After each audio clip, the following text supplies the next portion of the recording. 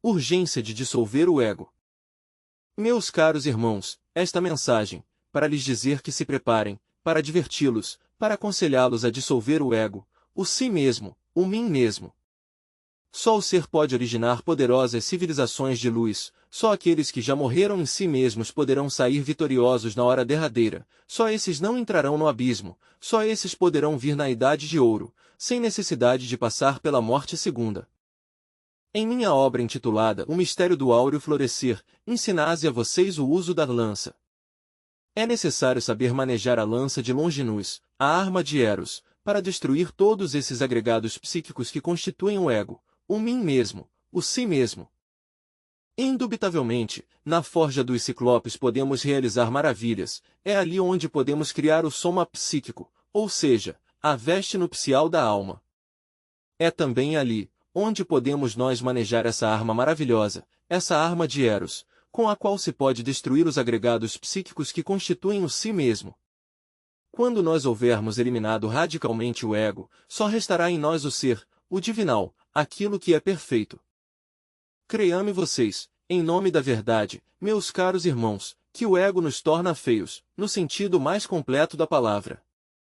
Aqueles que trazem dentro de si o ego, indubitavelmente irradiam ondas esquerdas, sinistras, tenebrosas, abomináveis.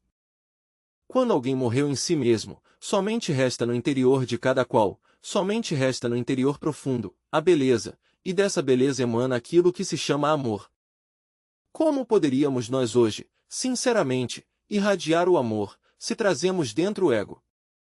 É necessário que o ego seja destruído, para que somente reste em nós o amor. Hermes Trismegisto disse, te dou amor, no qual está contido todo o súmio da sabedoria. Amar é o fundamental, o amor nos torna realmente sábios, no sentido mais completo da palavra, pois, é o sumo da sabedoria. A autêntica sabedoria, meus caros irmãos, não é da mente, mas do ser, é um funcionalismo, diríamos, da consciência, síntese gloriosa daquilo que se chama amor.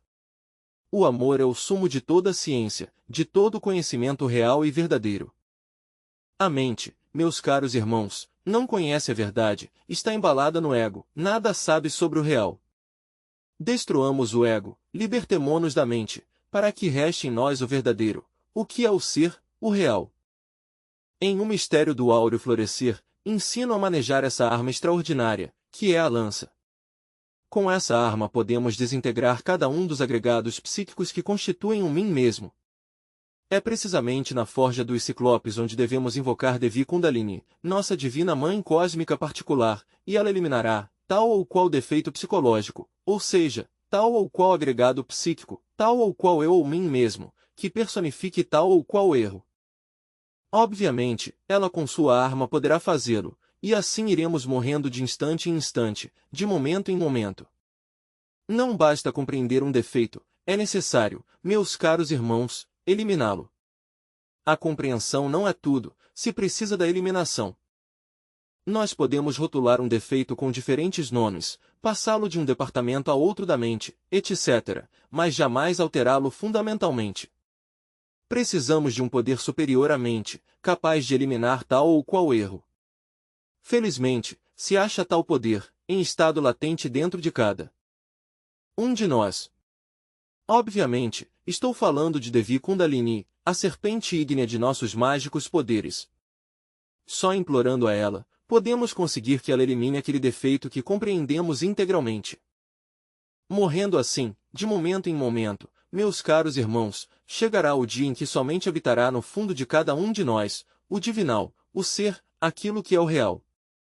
Aqueles que verdadeiramente queiram vir formar parte da futura civilização, aqueles que não queiram agora descer, por estes tempos, dentro das entranhas da Terra, na involução submersa, devem dissolver o ego. Estamos, pois, diante de um dilema, ou dissolvemos o ego por nossa própria vontade ou nos o dissolvem. Se não nos resolvemos a dissolvê-lo, se não o desintegramos, então a natureza se encarregará de fazê-lo nos mundos infernos, nas infradimensões do cosmos, dentro das entranhas vivas deste planeta em que vivemos, mas e em que condições?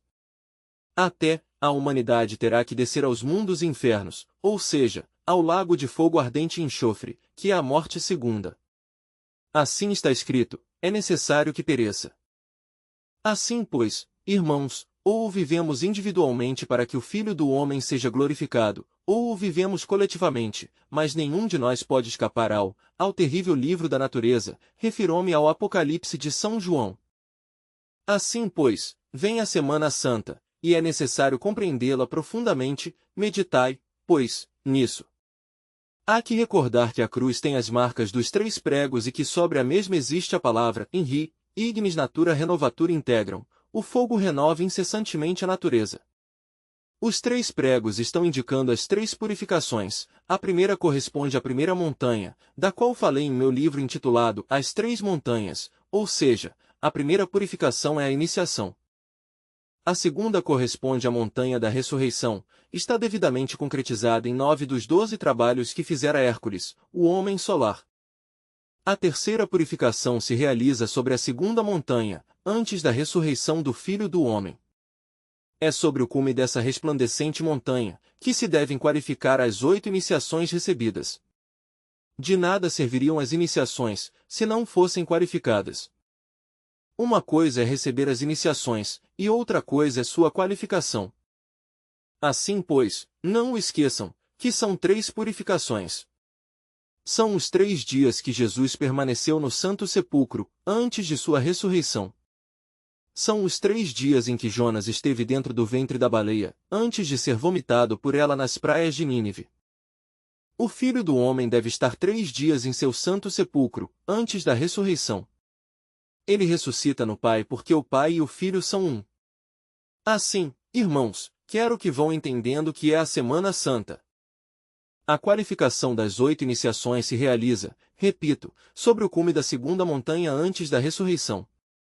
Tal qualificação sempre há de passar por um tempo de 8 anos, os 8 anos durante os quais Jó, o grande patriarca, esteve leproso, os 8 anos de prova e de dor, os 8 anos da grande Semana Santa. 7 são os dias do Gênesis, 7 os selos do Apocalipse de São João, mas o número 8 é o dos esplendores. Cada um de nós, se quer chegar à autorrealização íntima do ser, tem que viver sua Semana Santa. Há de realizar em si mesmo, completamente, a iniciação de Malkut, ou seja, os mistérios do abismo, há de levar à perfeição completa, a qualificação elevada, os mistérios de Yesod, os mistérios do sexo, há de passar pela iniciação de Od, o corpo astral, há de passar pela iniciação de Netzach, o corpo mental, há de passar pela iniciação de Tiferet, para que o Filho do Homem nasça nele, e morra, e ressuscite sua psique entre os mortos, também há de passar pela iniciação de Gebura, a consciência superlativa do ser, e pela de Chesed, o ser, ou o microprosopo, o pequeno, ou o rei do microcosmo. Por último, há de passar pela iniciação no 8º dia de Bina, para que o rei se levante de seu sepulcro e venha ao mundo da forma. Os 7 dias do Gênesis estão representados, maravilhosamente, em cada uma destas iniciações.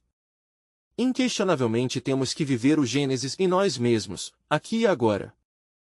Temos que criar dentro de nós mesmos um universo interior, e ao fazê-lo, o haveremos de fazer em 6 dias, porque no 7º descansa Deus, e no 8º ressuscita em sua obra, tal como está escrito no Gênesis.